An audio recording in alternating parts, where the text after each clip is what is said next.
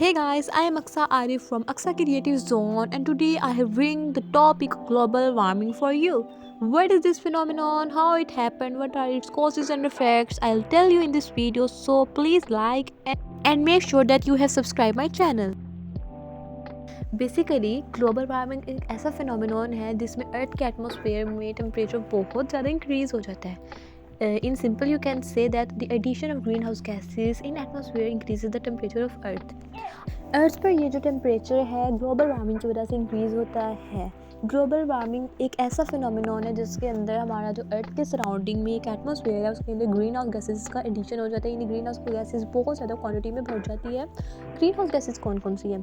इनमें carbon dioxide है, methane है, ओजोन है. अब जो कार्बन डाइऑक्साइड है, आई एम डिस्कसिंग अबाउट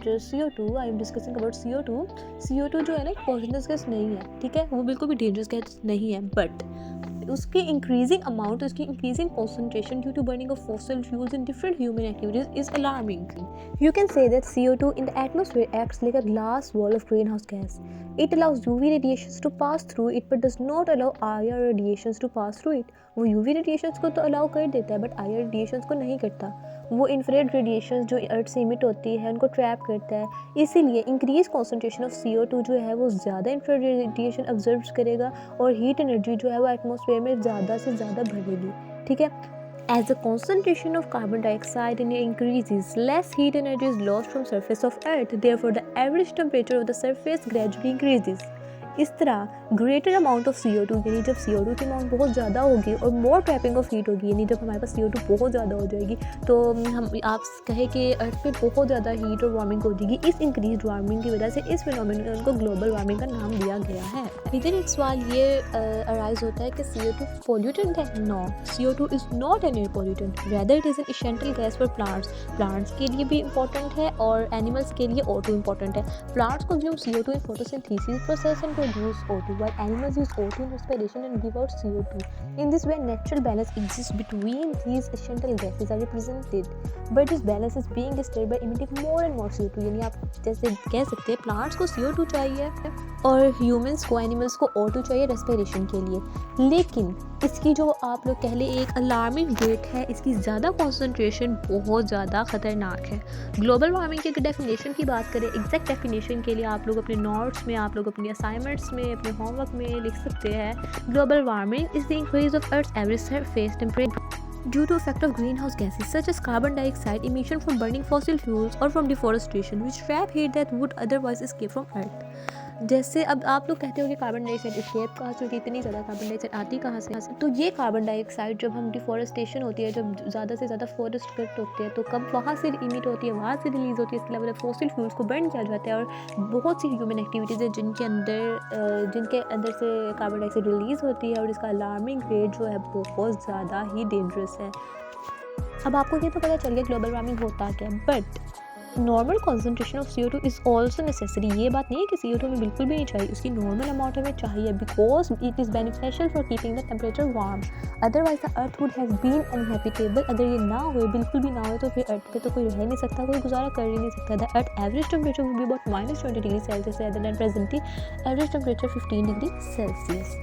जैसे कि आपको पता चल गया है कि ग्लोबल वार्मिंग क्या हो, इसके इफेक्ट्स में क्या क्या शामिल है. फर्स्ट इफेक्ट है इसका increasing atmospheric temperature. Accumulation of carbon dioxide in it resulting in increasing atmospheric temperature about 0.05 degree Celsius every year. यानी हर साल 0.05 डिग्री सेल्सियस टेम्परेचर इंक्रीज होता है. Next, it is causing major changes in weather pattern. Extreme weather events are occurring more commonly and intensely than previously. यानी weather में बहुत ज़्यादा changes होती है. आप लोगों को भी डेली लाइफ में नोटिस किया ही होगा. पहले 6 मंथ्स विंटर, 6 मंथ्स समर्स होती थी, but now days 3 months winter और बाकी 9 मंथ हमारे पास समर होती है, ठीक है. उसके बाद it melts glaciers and snow caps. यानी बहुत ज़्यादा अलार्मिंग रेट पे ग्लेशियर और स्नो कैप्स को मेल्ट करता है. इसके अलावा यानी इससे फ्लड रिस्क इंक्रीज़ होते हैं और इंटेंस ट्रॉपिकल साइक्लोन्स का रेट भी इंक्रीज़ होता है. नेक्स्ट सी लेवल भी बहुत ज़्यादा डेंजरस अलार्मिंग रेट पे सी लेवल राइज हो रहा है. क्यों? यानी जो इसकी वजह से जब देखें, आप लोग खुद देखें, समुद्र की सतह भरेगी तो लो लाएंगे एरियाज़ है. उसके अलावा मालदीव्स में जो आप कह लें कि जज़ायर है, मालदीव्स के ऊपर जो आइसलैंड्स है, वहाँ पे बहुत ज़्यादा थ्रेट होगा, बहुत खतरा रहा होगा क्योंकि these areas are liable to be submerged, turning previously populated areas no longer habitable. अब how can we stop global warming? Main question ये है, ग्लोबल वार्मिंग क्यों होती है, कैसे होती है, वी कैन नो, बट इसको रोका कैसे जाए? ग्लोबल वार्मिंग जो यानी you can say that global warming को ख़त्म करने के लिए हम लोगों को ग्रीन हाउस गैसेस का यूज़ बहुत ज़्यादा कम कर देना चाहिए। उसके अलावा मेन को CFC जो क्लोरोफ्लोरोकार्बन है उनका यूज़ बहुत ज़्यादा कम कर देना चाहिए, क्योंकि इस तरह अर्थ का टेम्परेचर इंक्रीज़ होता है। जब जब अर्थ का टेम्परेचर इंक्रीज़ होगा, ये देखिए हर साल 0.05 डिग्री सेल्सियस अर्थ का टेम्परेचर इंक्रीज़ होता है। तो उस अंदाजे से अगर आप लोग यानी लगा ले 10 साल बाद अर्थ का टेम्परेचर कहाँ से कहाँ तक पहुँच जाएगा, यानी एक ऐसा टाइम आएगा जब सर्दियाँ बहुत कम देर के लिए आएगी। How can we save global warming or earth from global warming? हम कैसे बचा सकते हैं अर्थ को? इट्स मीन्स यानी हमें चाहिए एफोरेस्टेशन करें। एफोरेस्टेशन का मतलब क्या होता है? It's establishment of new forest ज़्यादा से ज़्यादा फॉरेस्ट उगाएंगे तो फिर हमारी यानी कार्बन डाइऑक्साइड की एक मेंटेन्ड कॉन्सेंट्रेशन होगी। इसके अलावा फॉसिल फ्यूल्स को कम से कम बंद करें, डिफॉरेस्टेशन मत करें, सो दैट हमें प्रिवेंशनरी मेजर्स को फॉलो करना चाहिए ताकि ग्लोबल वार्मिंग से हम अपनी अर्थ को बचा सकें, वरना अर्थ का जो टेम्परेचर है वो बहुत ज़्यादा इंक्रीज़ हो जाएगा।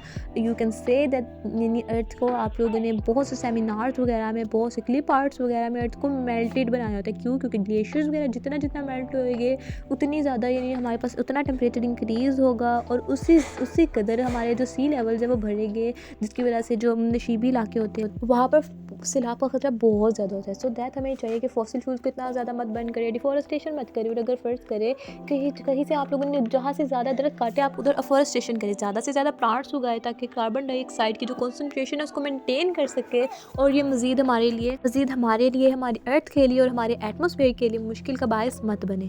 सो दैट गाइस, आज की हमारी वीडियो यही ख़त्म होती है। अगर आपको मज़ीद इस तरह की इन्फॉर्मेटिव वीडियोस चाहिए तो अभी मेरी वीडियो को लाइक करें, चैनल को सब्सक्राइब करें और कमेंट सेक्शन में बताइए कि आपको नेक्स्ट वीडियो किस टॉपिक पे चाहिए। Biology, chemistry, physics and even के मैथमेटिक्स पे भी मैं आपके लिए वीडियो बनाती हूँ। So that if you like this video please subscribe my channel and make sure that you have subscribed my channel @Aksa Creative Zone.